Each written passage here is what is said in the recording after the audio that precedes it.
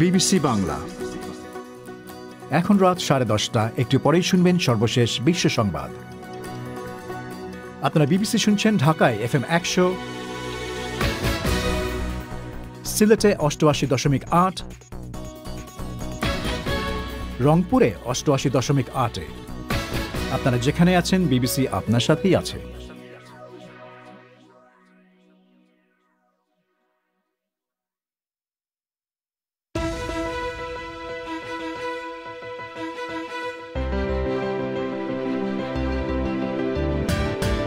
BBC বাংলার পরিক্রমায় আজকে প্রধান খবর। জাকার্তা থেকে ওড়ার পর সাগরে বিধ্বস্ত হওয়ায় ইন্দোনেশিয়ার যাত্রীবাহী বিমানটির ব্ল্যাক বক্স চিহ্নিত হয়েছে। বাংলাদেশে হাইকোর্ট আজ প্রকাশিত এক রায়ে বলেছে, কিছু বাস্তব এবং সামাজিক কারণে নারীরা নিকাহ রেজিস্ট্রার বা কাজী হতে পারবেন না। শুনবেন এ নিয়ে বিস্তারিত। আর ঢাকার এক স্কুল শিক্ষার্থীকে ধর্ষণের পর হত্যার অভিযোগে গ্রেফতার ব্যক্তির মা এক বার্তায় অনুরোধ করেছেন তার ছেলেকে যেন বিচারের আগে ধর্ষক বা হত্যাকারী বলে চিহ্নিত না করা হয়। এ ব্যাপারে আইনি নির্দেশ কি আর কতটুকু মানা হচ্ছে তা। হাইকোর্টে এও যে রায় আছে, মিডিয়া ট্রায়াল যে করে পুলিশ পক্ষ তাদের যে দেখায়, এগুলি ব্যাপারে কঠোর নির্দেশনা আছে, কিন্তু এখন সমস্যাটা হলো এগুলি মনিটরিং করা হচ্ছে না। শেষে থাকবে ইতিহাসের সাক্ষী, তবে শুরুতেই বিশ্ব সংবাদ।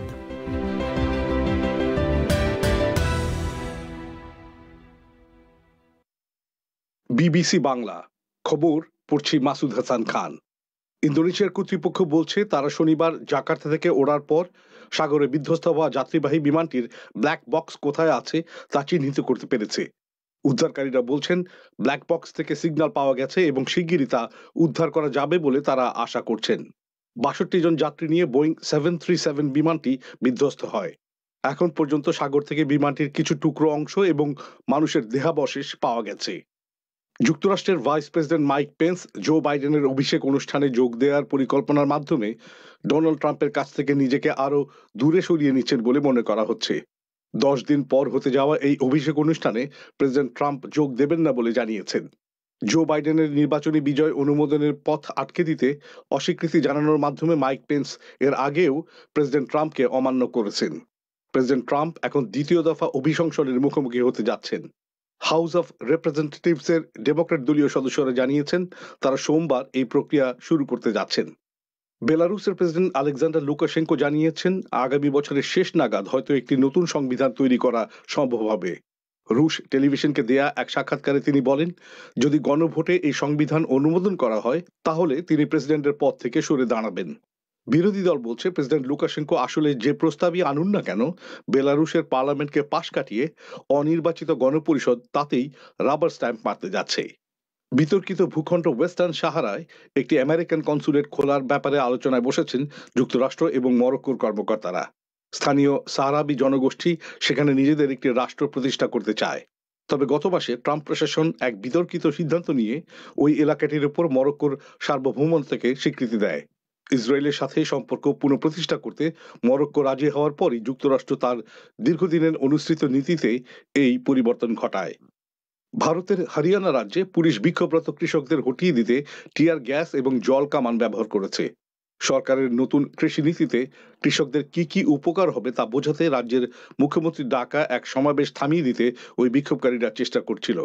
কামাল জেলায় ওই সমাবেশের আগে কড়া নিরাপত্তা ব্যবস্থা নেওয়া হয়েছিল, কিন্তু ব্যারিকেড ভেঙে কৃষকদের ঢুকে পড়া পুলিশ ঠেকাতে পারেনি। এরপর মুখ্যমন্ত্রীর অনুষ্ঠানটি আর হতে পারেনি।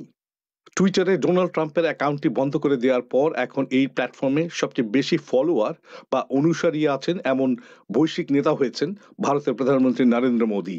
ওয়াশিংটনে গত বুধবার ক্যাপিটল ভবনে সহিংসতার পর ব্লক হওয়ার আগ পর্যন্ত মিস্টার ট্রাম্পের ফলোয়ারের সংখ্যা ছিল প্রায় 8,90,00,000, আর মিস্টার মোদীর ফলোয়ারের সংখ্যা হচ্ছে 6,47,00,000। অবশ্য টুইটারে সবচেয়ে বেশি ফলোয়ার রয়েছে সাবেক মার্কিন প্রেসিডেন্ট বারাক ওবামার। তার ফলোয়ার আছেন প্রায় 12,80,00,000, যে সংখ্যা অনেক সঙ্গীত শিল্পী, অভিনেতা কিংবা ক্রীড়াবিদদের চেয়েও বেশি। বিবিসি বাংলার রাতের অধিবেশন পরিক্রমা পরিবেশন করছি আমি পুলক গুপ্ত। ইন্দোনেশিয়ার কর্তৃপক্ষ বলছে তারা শনিবার জাকার্তা থেকে ওড়ার পর সাগরে বিধ্বস্ত হওয়া যাত্রীবাহী বিমানটির ব্ল্যাক বক্স কোথায় আছে তা চিহ্নিত করতে সক্ষম হয়েছে। ৬২ জন যাত্রী নিয়ে বোয়িং 737 বিমানটি কী কারণে বিধ্বস্ত হলো, ওই ব্ল্যাক বক্স থেকে তার বিস্তারিত তথ্য পাওয়া যাবে বলে উদ্ধারকারীরা আশা করছেন। আরও শুনুন মুন্নি আক্তারের কাছে। ইন্দোনেশিয়ার কর্তৃপক্ষ বলছে শনিবার সাগরে বিধ্বস্ত হওয়া বিমানটির ব্ল্যাক বক্স কোথায় আছে সেই জায়গাটি তারা চিহ্নিত করতে পেরেছেন। ইন্দোনেশিয়ার সেনাপ্রধান হাদি তিয়াহিয়ান্ত বলেন, ব্ল্যাক বক্স থেকে কিছু সিগন্যাল পাওয়া যাচ্ছে, ফলে এটির অবস্থান কোথায় তা নির্ভুলভাবে চিহ্নিত করা যাবে। কর্তৃপক্ষ বলছে 10টি জাহাজ এবং 4টি বিমান এখন উদ্ধার তৎপরতায় নেমেছে। তাছাড়া বিমানটি বিধ্বস্ত হবার ঘটনায় যারা শিকার হয়েছেন তাদের শনাক্ত করার কাজও চলছে। জাকার্তার কাছে সাগর থেকে বিমানটির ভাঙা কিছু অংশ এবং মানুষের দেহাবশেষ উদ্ধার করেছে বলে জানিয়েছে ইন্দোনেশিয়ান নৌবাহিনী। জাকার্তার পুলিশ হাসপাতালের প্রধান হলেন আসেফ হেন্দ্রা ডায়ানা। তিনি এক সংবাদ সম্মেলনে জানিয়েছেন যে তারা কিছু যাত্রীর দেহাবশেষ পাওয়া যাবার পর তারা যাত্রীদের পরিবারের কিছু সদস্যদের ডিএনএ নমুনা সংগ্রহ করেছেন। এটি ছিল একটি সস্তা টিকিটের এয়ারলাইন এবং বিমানটি জাকার্তা থেকে বর্নিও দ্বীপের পন্টিয়ানাকে যাচ্ছিল। জাকার্তা থেকে ওড়ার কয়েক মিনিটের পরই হঠাৎ বিমানটি খুব দ্রুত 3000 মিটার নিচে নেমে আসে এবং তারপর রাডারের পর্দা থেকে অদৃশ্য হয়ে যায়। বোয়িং 737-500 মডেলের বিমানটি 26 বছরের পুরনো। ইন্দোনেশিয়ার এয়ারলাইন্স শিল্পে নিরাপত্তা রেকর্ড নিয়ে প্রশ্ন আছে, তবে দুর্ঘটনা কবলিত এই বিমানটি ভালো অবস্থায় ছিল বলে জানাচ্ছেন এয়ারলাইন্সের একজন মুখপাত্র। কর্মকর্তারা বলছেন, খুব শিগগিরই ব্ল্যাক বক্সটি উদ্ধার করা সম্ভব হবে এবং তার তথ্য বিশ্লেষণ করে বিমান বিধ্বস্ত হবার কারণ জানা যাবে বলে তারা মনে করছেন। মুন্নি আক্তার। বাংলাদেশের হাইকোর্ট আজ প্রকাশিত এক রায়ে বলেছে যে বাস্তব অবস্থা এবং সামাজিক কিছু কারণে নারীরা নিকাহ রেজিস্ট্রার বা কাজী হতে পারবেন না। ডেপুটি অ্যাটর্নি জেনারেল বলছেন যে এর কারণ হিসেবে আদালত বাংলাদেশের সামাজিক ও বাস্তব অবস্থার পরিপ্রেক্ষিতকে উল্লেখ করেছে। 2014 সালে দিনাজপুর জেলার ফুলবাড়িয়া পৌরসভার 3টি ওয়ার্ডে নিকাহ রেজিস্ট্রার হিসেবে 3 জন মহিলার নাম প্রস্তাব করা হয়েছিল, কিন্তু আইন মন্ত্রণালয় ওই প্যানেলটি বাতিল করে দিয়েছিল এবং তার বিরুদ্ধে করা মামলার চূড়ান্ত রায়েই এই কথা বলেছে হাইকোর্ট। এ ব্যাপারে বিস্তারিত জানাতে এখন ঢাকা স্টুডিও থেকে যোগ দিচ্ছেন সায়েদা আক্তার। সায়েদা, আদালতের রায়ে কি বলা হয়েছে? পুলক, 2020 সালের ফেব্রুয়ারিতে এই রায়টি দিয়েছিল আদালত। আজ তার পূর্ণাঙ্গ জাজমেন্ট প্রকাশিত হয়েছে। Deputy attorney general Sheikh Saifuzzaman তিনি বিবিসিকে বলেছেন যে আদালত রায়ের পর্যবেক্ষণে বলেছে একজন নারী প্রাকৃতিকভাবে প্রত্যেক মাসের একটি নির্দিষ্ট সময় ধর্মীয় আচারাদি পালন করতে পারেন না। এটি একজন মুসলিম নারীর কথা বলা হয়েছে এবং ওই সময়ে নামাজ আদায় কিংবা মসজিদে যেতে পারেন না নারীরা। ফলে ওই সময় কোনো বিয়ের অনুষ্ঠান হলে তিনি কিভাবে সামলাবেন, এরকম একটি প্রশ্ন তোলা হয়েছে ওই পর্যবেক্ষণে। এছাড়া নারী হওয়ার কারণে একজন মুসলিম ম্যারেজ রেজিস্ট্রার হিসেবে দায়িত্ব পালনে কিছু সামাজিক প্রতিবন্ধকতার কথাও উল্লেখ করা হয়েছে এবং এসব পর্যবেক্ষণগুলো দিয়ে হাইকোর্টে সংক্রান্ত রিট মামলার ওপর জারি করা যে রুল সেটি খারিজ করে দিয়েছেন এবং এর ফলে নারীরা নিকাহ রেজিস্ট্রার বা কাজী হতে পারবেন না সেই আইন মন্ত্রণালয় যে মন্তব্য করে একটি চিঠি দিয়েছিল সেইটি বহাল থাকছে। তো এই মামলার সূচনা কিভাবে হয়েছিল? পুলক, 2014 সালে দিনাজপুর জেলার ফুলবাড়িয়া পৌরসভার 3টি ওয়ার্ডের নিকাহ রেজিস্ট্রার হিসেবে 3 জন মহিলার নাম প্রস্তাব করেছিল একটি উপদেষ্টা কমিটি। সেই প্যানেলের বিষয়টি আইন মন্ত্রণালয়ে পাঠানো হয়েছিল, মানে এই যে 3 জন নারীকে কাজী হিসেবে বা ম্যারেজ রেজিস্ট্রার হিসেবে প্রস্তাব করে পাঠানো হয়েছিল। এরপর 2014 সালের 16 জুন আইন মন্ত্রণালয় বাংলাদেশের বাস্তব অবস্থার পরিপ্রেক্ষিতে নারীদের দ্বারা নিকাহ রেজিস্ট্রারের দায়িত্ব পালন করা সম্ভব নয় এরকম মত দিয়ে একটি চিঠি পাঠিয়ে ওই প্যানেলটি বাতিল করে দেয়। তো এই যে প্যানেল বাতিল করে দিয়েছিল সেই সিদ্ধান্তকে চ্যালেঞ্জ করে পরে আইন মন্ত্রণালয় এই সিদ্ধান্তকে চ্যালেঞ্জ করে হাইকোর্টে একটি রিট দায়ের করেছিলেন নিকাহ রেজিস্ট্রার প্যানেলের একজন সদস্য, তার নাম আয়েশা সিদ্দিকা। সেই রিটের শুনানি নিয়ে আইন মন্ত্রণালয়ের চিঠি কেন বাতিল হবে না তা জানতে চেয়ে রুল জারি করেছিল হাইকোর্ট। আচ্ছা, তো এই সর্বশেষ এই রায়ের ব্যাপারে কি কোনো প্রতিক্রিয়া পাওয়া গেছে? খুব সংক্ষেপে। পুলক, রিটকারীর আইনজীবী Foundation for Law and Development এখন এই রায়ের বিরুদ্ধে আপিল করবে বলে আমরা জানতে পেরেছি। এর আগে সংবাদ মাধ্যমের খবরে দেখা গেছে যে এই প্রতিষ্ঠানটির প্রধান তিনি প্রশ্ন তুলেছেন, বাংলাদেশের প্রধানমন্ত্রী নারী, তাহলে নারীরা নিকাহ রেজিস্ট্রার কেন হতে পারবেন না? আচ্ছা, আপনাকে অনেক ধন্যবাদ সায়েদা। ঢাকা স্টুডিও থেকে বলছিলেন সায়েদা আক্তার। বাংলাদেশে ঢাকার একটি ইংরেজি স্কুলের একজন শিক্ষার্থীকে ধর্ষণের পর হত্যার অভিযোগে গ্রেফতার হওয়া এক ব্যক্তির মা গণমাধ্যমে পাঠানো এক ইমেইল বার্তায় বিচারের আগে তার ছেলেকে ধর্ষক বা হত্যাকারী হিসাবে চিহ্নিত না করার অনুরোধ জানিয়েছেন। বাংলাদেশে অভিযুক্ত ব্যক্তিকে গণমাধ্যমে সরাসরি খুনি অথবা ধর্ষক বলে আখ্যা দেয়া বা পুলিশের দ্বারা অভিযুক্তকে সাংবাদিকদের সামনে উপস্থিত করা এরকম ঘটনা ঘটতে প্রায়ই দেখা গেছে। কিন্তু অভিযুক্ত ব্যক্তির অধিকার সম্পর্কে বাংলাদেশের আইনে কি বলা হয়েছে এবং তা কতটুকু মানা হয়, শুনুন শাহনাজ পারভিনের প্রতিবেদনে।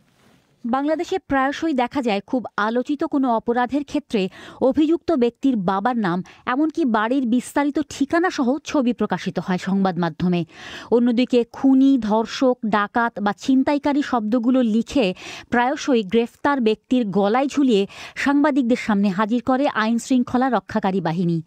মানবাধিকার কর্মী, আইন ও সালিশ কেন্দ্রের উপপরিচালক নীনা গোস্বামী বলছেন, বিচার প্রক্রিয়া শুরুর আগেই কাউকে অপরাধী সাব্যস্ত করলে অভিযুক্ত ব্যক্তির আত্মপক্ষ সমর্থনের সে সময় কোনো সুযোগ থাকে না। কোনো ব্যক্তি যদি গ্রেফতার হয় তার নিজেকে ডিফেন্ড করার অধিকার আছে। আইনে যতক্ষণ পর্যন্ত ডিফেন্ড করার সুযোগ না আসে ততক্ষণ পর্যন্ত তো সে নিজেকে ডিফেন্ড করতে পারে না। যে কোনো মানুষের ডিফেন্ড করতে তাকে দেওয়াটাই হলো মানবাধিকারের সর্বোচ্চ নিশ্চিত করতে হবে মানবাধিকারের দৃষ্টিকোণ থেকে। কিন্তু তার আগেই কাউকে এই মধ্যবর্তী সময়টাতে অনেক ক্ষেত্রেই দেখেছি যে আগেই তাকে যে কোনো ব্যক্তিকে আগে দোষী সাব্যস্ত করে তাকে বিভিন্নভাবে ট্যাগ লাগানো হয়। এটা আইনের দৃষ্টিতে এবং মানবাধিকারের দৃষ্টিতে এটা খুবই অন্যায়। ঢাকায় ইংরেজি মাধ্যম স্কুলের যে শিক্ষার্থীকে ধর্ষণ ও হত্যার অভিযোগ উঠেছে তার নাম ও ছবি প্রকাশিত হয়েছে গণমাধ্যমে, যা বাংলাদেশে দণ্ডনীয় অপরাধ। অবশ্য সেই ছবি পরে সরিয়েও ফেলা হয়েছে।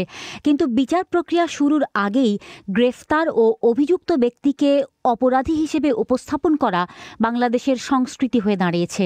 তথাকথিত মিডিয়া ট্রায়ালের কারণে বিচারের আগেই অনেক সময় অভিযুক্তরা জনমনে দোষী হিসেবে চিহ্নিত হয়ে যান। সুপ্রিম কোর্টের আইনজীবী খুরশিদ আলম বলছেন, অভিযুক্ত ব্যক্তির অধিকার সম্পর্কে বাংলাদেশের আইনে কি বলা আছে? আমার জানা মতে কোনো আইন নাই, একটা নারী শিশু ছাড়া। সংশোধিত শিশু আইন ও নারী শিশু নির্যাতন আইনে কিছুটা প্রভিশন আছে, কিন্তু আমাদের ওর আগে এই দুটো আইন আসার আগেই আমাদের হাইকোর্ট ডিভিশনের বেশ কয়েকটা রায় আছে। সেখানে বলা হয়েছে, যেমন শিশু যদি আসামিও হয়, কোনো মামলায় যদি আসামি হয় তাকে আসামি বলা যাবে না, তাকে শিশু বলতে হবে। এবং যদি কোনো নারী হয় তার ছবি প্রকাশ করা যাবে না, তার নাম প্রকাশ করা যাবে না। হাইকোর্টে এও যে রায় আছে, মিডিয়া ট্রায়াল যে করে পুলিশ পক্ষ তাদের যে দেখায়, এগুলি ব্যাপারে কঠোর নির্দেশনা আছে। কিন্তু এখন সমস্যাটা হলো এগুলি মনিটরিং করা হচ্ছে না। এছাড়া 2012 সালে একজন বিচারক ফেন্সিডিল সহ আটকের পর পুলিশ তাকে গণমাধ্যমের সামনে হাজির করলে হাইকোর্ট নির্দেশ দিয়েছিল যে গ্রেফতার বা সন্দেহভাজন হিসেবে আটকের পর কোনো ব্যক্তিকে যেন গণমাধ্যমের সামনে হাজির না করা হয়। কিন্তু অনেক ক্ষেত্রেই সেটি মানা হচ্ছে না। ঢাকা বিশ্ববিদ্যালয়ের গণযোগাযোগ ও সাংবাদিকতার অধ্যাপক কাবেরী গায়েন বলছেন, গণমাধ্যমের কারণে প্রায়শই অভিযুক্ত ব্যক্তির পরিবারও চাপের মুখে পড়ে। তিনি মনে করেন এতে বিচারও ক্ষতিগ্রস্ত হতে পারে। প্রায়শই দেখা যায় যে খুবই উত্তেজিত রিপোর্টিং করা হয়, তার ছবি যেভাবে চলে আসে, তার পরিবারকে নিয়ে যেভাবে টান দেওয়া হয় এবং যে ভাষাগুলো ব্যবহার করা হয় সেটা কাঙ্ক্ষিত না। তার মানবিক যে অধিকার আছে একটা রাষ্ট্রের, তার যে জীবনযাপনের যে অধিকার, তার যে পরিবার আছে, তারপরে তাদের আত্মীয় স্বজন আছে, সে আসলে মানবিকতার পরিপূর্ণ হয়ে যায়। যত যাই ঘটুক না কেন, মানে মব যাই বলুক না কেন কিংবা মিডিয়া যাই বলুক না কেন, যে কোনো ঘটনাই ঘটুক না কেন, ময়নাতদন্তের ভিতরটা ঠিকভাবে বের হয়ে আসে। পুলিশ এবং যারা কেসটাকে ডিল করছেন তারা যেন চার্জশিট ঠিকভাবে ফ্রেম করেন এবং বিচারটা যেন ঠিকভাবে হয়। গণমাধ্যম যেন তার দায়িত্বশীল ভূমিকা পালন করে। অন্যদিকে খুব চাঞ্চল্যকর আলোচিত অপরাধের ক্ষেত্রে সংবাদ মাধ্যমে ও সামাজিক যোগাযোগের মাধ্যমে যে ধরনের জনমত তৈরি হয়, সেই প্রেক্ষিতে অভিযুক্তর অধিকার প্রসঙ্গে কথা বলাও অনেক সময় সমস্যা হয়ে দাঁড়ায়। ঢাকা থেকে শাহনাজ পারভিন। আপনারা শুনছেন বিবিসি বাংলার রাতের অধিবেশন পরিক্রমা। বাংলাদেশের প্রতিষ্ঠাতা রাষ্ট্রপতি শেখ মুজিবুর রহমানের হত্যাকারীদের অন্যতম রিসালদার মুসলিম উদ্দিন খান সহ 52 জন মুক্তিযোদ্ধার সনদ বাতিল করা হয়েছে। গত 5ই জানুয়ারি এই সংক্রান্ত এক গেজেট জারি করে মুক্তিযুদ্ধ বিষয়ক মন্ত্রণালয়, যা রোববার প্রকাশিত হয়। এর ফলে মুসলিম উদ্দিনকে দেওয়া মুক্তিযুদ্ধের বীরত্বসূচক খেতাব এবং তার মুক্তিযোদ্ধা হিসাবে সনদ 2 বাতিল হয়ে গেল। সরকার বলছে যে আসছে 26শে মার্চ সরকার মুক্তিযোদ্ধাদের একটি পূর্ণাঙ্গ তালিকা প্রকাশ করতে যাচ্ছে। ঢাকা থেকে শুনুন সায়েদা আক্তারের প্রতিবেদন। গত 19শে নভেম্বর জাতীয় মুক্তিযোদ্ধা কাউন্সিলের সভায় সাবেক সেনা কর্মকর্তা মোসলেম উদ্দিন খান সহ মোট 52 জন মুক্তিযোদ্ধা সনদ বাতিলের সুপারিশ করা হয়। সে অনুযায়ী যাচাই বাছাইয়ের পর মুক্তিযুদ্ধ বিষয়ক মন্ত্রণালয় সনদ বাতিলের সিদ্ধান্ত নেয়। মুক্তিযুদ্ধ বিষয়ক মন্ত্রী আকম মোজাম্মেল হক বলেছেন, বাংলাদেশের প্রতিষ্ঠাতা রাষ্ট্রপতি শেখ মুজিবুর রহমানের হত্যাকাণ্ডে জড়িত থাকার অভিযোগে মোসলেম উদ্দিন খানের মুক্তিযুদ্ধ সনদ বাতিল করা হয়েছে। এখন সনদ বাতিলের সাথে সাথে মোসলেম উদ্দিন খান মুক্তিযুদ্ধে বীরত্বসূচক যে খেতাব পেয়েছিলেন সেটিও বাতিল হয়ে যাবে। এর বাইরে সনদ বাতিল হওয়া বাকি 51 জনের বিরুদ্ধে অসত্য তথ্য প্রদান এবং তথ্য গোপন করার অভিযোগে ব্যবস্থা নেওয়া হয়েছে, বলছিলেন মুক্তিযুদ্ধ বিষয়ক মন্ত্রী। 52 জনের মধ্যে 51 জন অভিযুক্ত, মানে অভিযোগ দিয়েছে তারা মুক্তিযোদ্ধা নন, তারা গেজেটভুক্ত হয়েছে। তো সেটা উপজেলায় তদন্ত হয়েছে, তারপরে তদন্ত করে আমরা এখন নিশ্চিত হয়েছি যে না, তাকে বারবার সুযোগ দেওয়ার পরেও তিনি প্রমাণ করতে পারেন নাই, তখন তার বাতিল করা হয়। কিভাবে জাতির পিতাকে খুন করার কারণে তার অন্য 51 জনের বেলায় হচ্ছে তাদের বিরুদ্ধে অভিযোগ ছিল, অভিযোগ তদন্ত করে তদন্ত হওয়ার পর তাদের নিয়ম মাফিক বাতিল করেছে। বাংলাদেশে বিভিন্ন সময় মুক্তিযোদ্ধার তালিকা নিয়ে নানা রকম অনিয়মের কথা শোনা গেছে। এর মধ্যে ভুয়া মুক্তিযোদ্ধা সনদ নিয়ে সরকারি সুযোগ সুবিধা গ্রহণের অভিযোগ অন্যতম। মুক্তিযুদ্ধ বিষয়ক মন্ত্রী মিস্টার হক বলেছেন, অভিযোগের বিষয়ে ব্যবস্থা নিতে সরকার নানা ধরনের যাচাই বাছাই করছে। ইতিমধ্যে 7,000-এর বেশি মুক্তিযোদ্ধা সনদ বাতিল করা হয়েছে বলেও তিনি জানিয়েছেন। ইতিমধ্যেই 7,000-এর উপর আছে কিছু যারা বাতিল হয়েছে। কিছু কিছু আছে যে সনদ তারা নিজেরাই ছাপিয়ে নিয়েছে, নিজেরা লিখে নিয়েছে, মন্ত্রণালয় বা কর্তৃপক্ষ থেকে ইস্যু করে নয়। সেই ক্ষেত্রে তাদের বিরুদ্ধে ফৌজদারি মামলা হচ্ছে। কিছু কিছু আছে যে ভুল তথ্য দিয়ে যারা নিয়েছে, তথ্য প্রমাণিত হওয়ার কারণে বাতিল হয়েছে এবং ভাতা ফেরত দেওয়ার জন্য তারা এই পর্যন্ত রাষ্ট্রীয় কোষাগার থেকে যে সমস্ত অর্থ নিয়েছে সেই ফেরত চেয়ে তাদেরকে নোটিশ দেওয়া হয়েছে। মুক্তিযোদ্ধার তালিকায় এ ধরনের অনিয়মের জন্য স্থানীয় পর্যায়ে যাচাই বাছাইয়ের কাজে ঢিলেঢালা ভাব এবং দুর্নীতিকে দায়ী করেছেন মুক্তিযোদ্ধারা।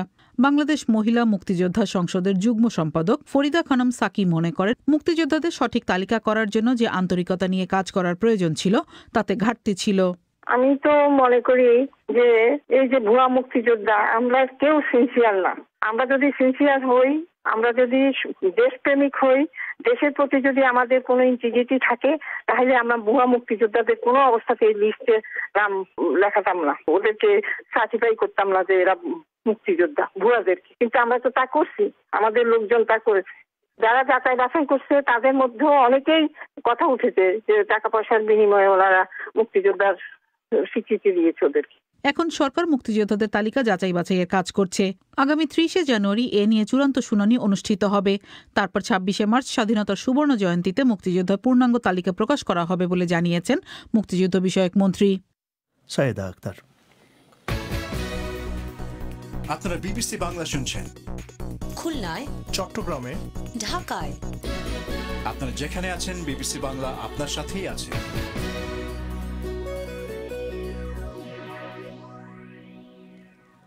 আপনারা শুনছেন বিবিসি বাংলার রাতের অধিবেশন পরিক্রমা।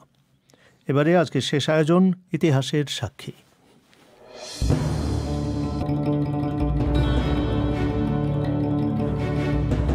ইতিহাসের সাক্ষী। 1990-এর দশকের মাঝামাঝি ভারতের অন্ধ্রপ্রদেশ রাজ্যে অ্যালকোহল নিষিদ্ধ করার জন্য এক সফল সামাজিক আন্দোলন গড়ে তুলেছিলেন পুণ্যাবতী শঙ্করা। কারণ ওই অঞ্চলে মদ্যপানের আসক্তি নারীদের বিরুদ্ধে সহিংসতার জন্ম দিচ্ছিল। কিভাবে ওই নারী আন্দোলনের চাপের মুখে অ্যালকোহল নিষিদ্ধ করেছিলেন সেই রাজ্যের মুখ্যমন্ত্রী, ইতিহাসের সাক্ষীর এই পর্বে তা শুনিয়েছেন বব হাওয়ার্ড, যা পরিবেশন করছি আমি Pulak Gupta. Women have suffered a lot because of this alcohol in the countryside. গ্রামাঞ্চলে মদ্যপানের প্রসারের কারণে মেয়েদের অনেক দুর্ভোগ পোহাতে হয়েছে। কিছু গ্রামে এমন হয়েছে যে কিছু পুরুষ মাতাল হয়ে তাদের নিজেদের পরিবারের সদস্যদের বিরুদ্ধেই যৌন সহিংসতা শুরু করেছিল, বলছিলেন অল ইন্ডিয়া উইমেন্স ডেমোক্রেটিক অ্যাসোসিয়েশনের সম্পাদক পুণ্যাবতী শঙ্করা। 40 বছর ধরে নারী আন্দোলনে জড়িত আছেন তিনি এবং অন্ধ্রপ্রদেশে দেশি মদ বা আরাক বিরোধী আন্দোলনে তার নেতৃত্ব দেওয়া তার জীবনের একটি বিশেষ অধ্যায়। ভারতে নারী আন্দোলনের ক্ষেত্রে অন্ধ্রপ্রদেশে মদ নিষিদ্ধ করাকে এক বড় সাফল্য বলে মনে করা হয়। এই নিষেধাজ্ঞা তখনকার 6 কোটি জনসংখ্যার রাজ্যটিতে বড় রকমের সামাজিক পরিবর্তনও নিয়ে এসেছিল। ভারতে এই আরাক হচ্ছে অত্যন্ত কড়া দেশি মদগুলোর অন্যতম। Arak means country liquor. That means actually liquor but not like আরাক এক ধরনের দেশি মদ। এটাও অ্যালকোহল, কিন্তু ওয়াইন বা হুইস্কির মতো নয়। এটা তৈরি হয় ভাত থেকে এবং খুবই নিম্নমানের একটি পানীয়। এর মানে হচ্ছে আরাকের দাম তুলনামূলকভাবে সস্তা। তা সত্ত্বেও যারা এটা পান করতে অভ্যস্ত তাদের অনেকেই এত বেশি মদ্যপান করেন যে তাদের পারিবারিক আয়ের একটা বড় অংশই এই মদের পেছনে চলে যায়। অনেক সময়ে পারিবারিক আয়ের ঘাটতি মেটাতে বাড়ির মেয়েদের কাজ করতে হয়, কিন্তু খরা এবং কৃষির প্রযুক্তিগত পরিবর্তনের ফলে সেই সময়টায় মেয়েদের পক্ষে উপার্জন করা কঠিন হয়ে পড়েছিল। women are unable to get any work or employment, particularly in the rural areas. বিশেষ করে গ্রামাঞ্চলে নারীরা কোনো কাজ বা চাকরির সুযোগ পায় না। একটা কারণ খরা, তাছাড়া কৃষিতে এখন যেরকম নানা যন্ত্রের ব্যবহার শুরু হয়ে গেছে সেটাও একটা কারণ। কাজে বাধ্য হয়ে নারীদের শুধু পুরুষদের আয়ের ওপর নির্ভর করতে হতো। ফলে পুরুষরা যখন আরাক পানে আসক্ত হয়ে পড়ছিল এবং তাদের সব টাকা মদের পেছনে খরচ করে ফেলছিল, তখন নারীদের জন্য ছেলে মেয়ে ও পরিবারের মুখে খাবার তুলে দেওয়াটা বিরাট সমস্যা হয়ে দাঁড়ায়। পুরুষরাও দেখা যেত সব টাকা মদের পেছনে উড়িয়ে দিয়ে তারা ঘরে এসে দাবি করছে তাদের মাছ, মুরগি বা খাসির মাংসের মতো ভালো ভালো খাবার দিতে হবে। সেই জন্য নারীদের মধ্যে একটা অস্থিরতার সৃষ্টি হয়েছিল। পুরুষদের অতিরিক্ত মদ্যপান প্রায়ই ঘরের মধ্যে পারিবারিক সহিংসতা, মারধর বা নির্যাতনের কারণ হয়ে দাঁড়ায়।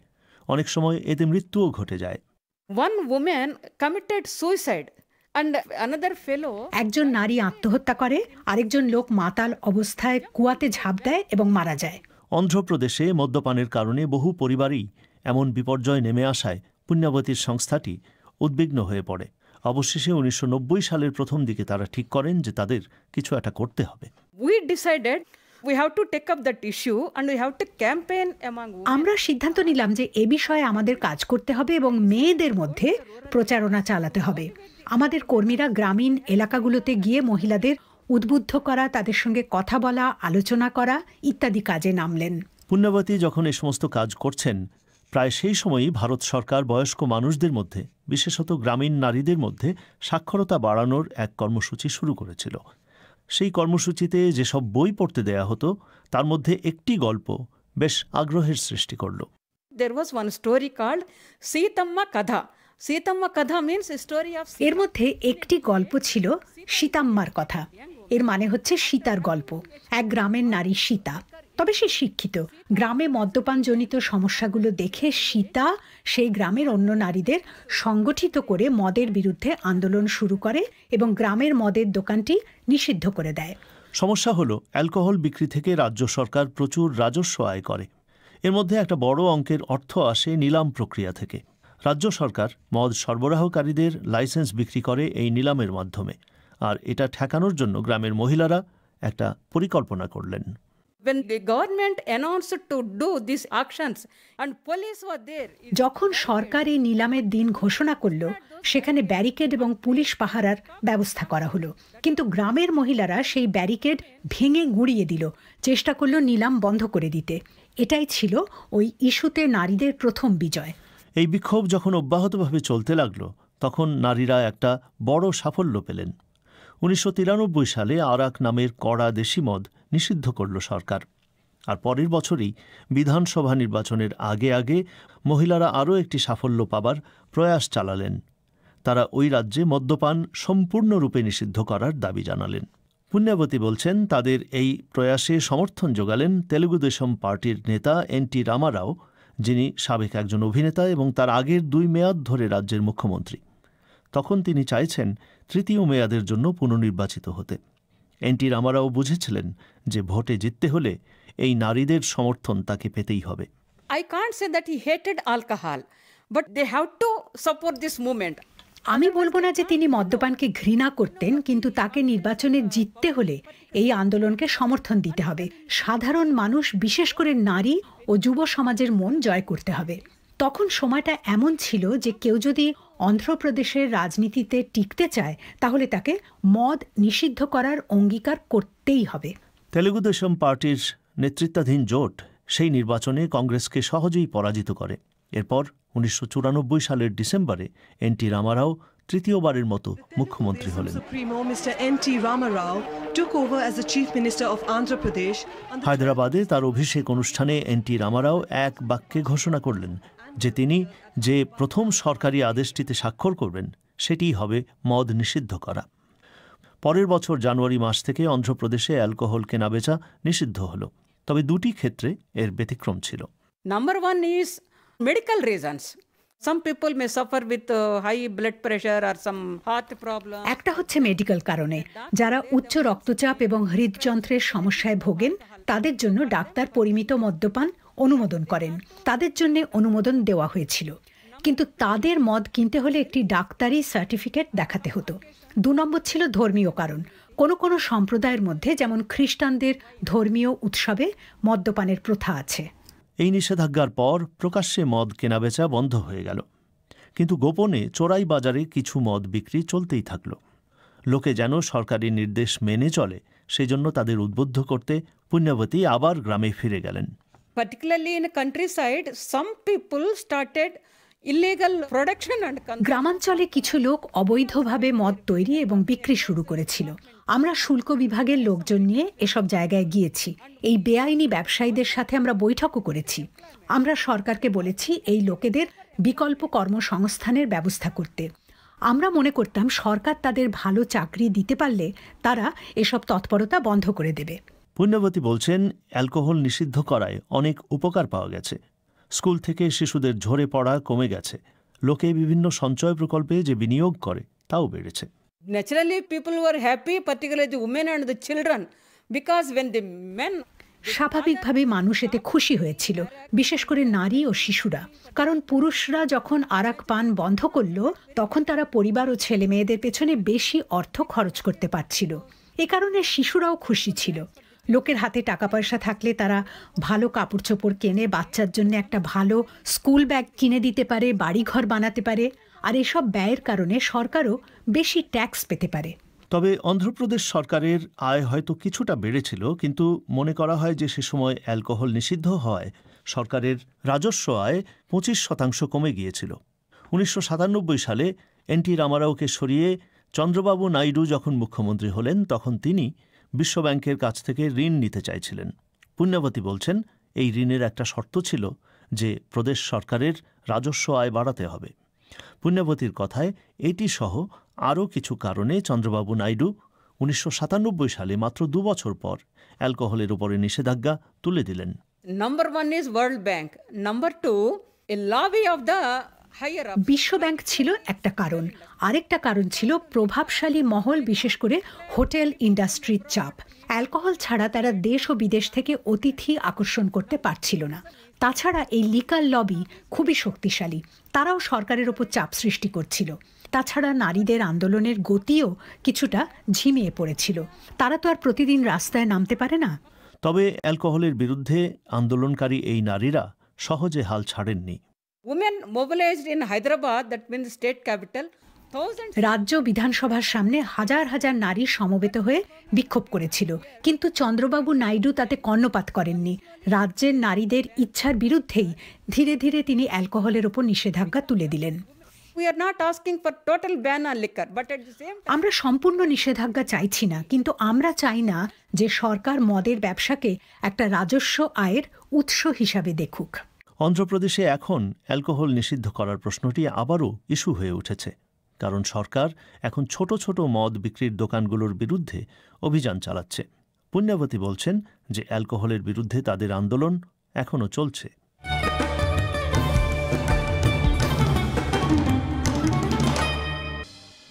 অনুষ্ঠান শেষ করবার আগে প্রধান খবর আরেকবার। জাকার্তা থেকে ওড়ার পর সাগরে বিধ্বস্ত হওয়া ইন্দোনেশিয়ার যাত্রীবাহী বিমানটির ব্ল্যাক বক্স কোথায় আছে তা চিহ্নিত হয়েছে। আর বাংলাদেশে হাইকোর্ট আজ প্রকাশিত এক রায়ে বলছে যে কিছু বাস্তব এবং সামাজিক কারণে নারীরা নিকা রেজিস্ট্রার বা কাজী হতে পারবেন না। শেষ করছি পরিক্রমা। আমাদের পরবর্তী অধিবেশন প্রবাহ আগামীকাল বাংলাদেশের সময় সন্ধ্যে 7:30টায় আর ভারতের সময় সন্ধ্যে 7টায় শুনবেন আশা করি। লন্ডন থেকে আমি পুলক গুপ্ত আজকের মতো এখানেই বিদায় নিচ্ছি। ভালো থাকবেন। শুভরাত্রি।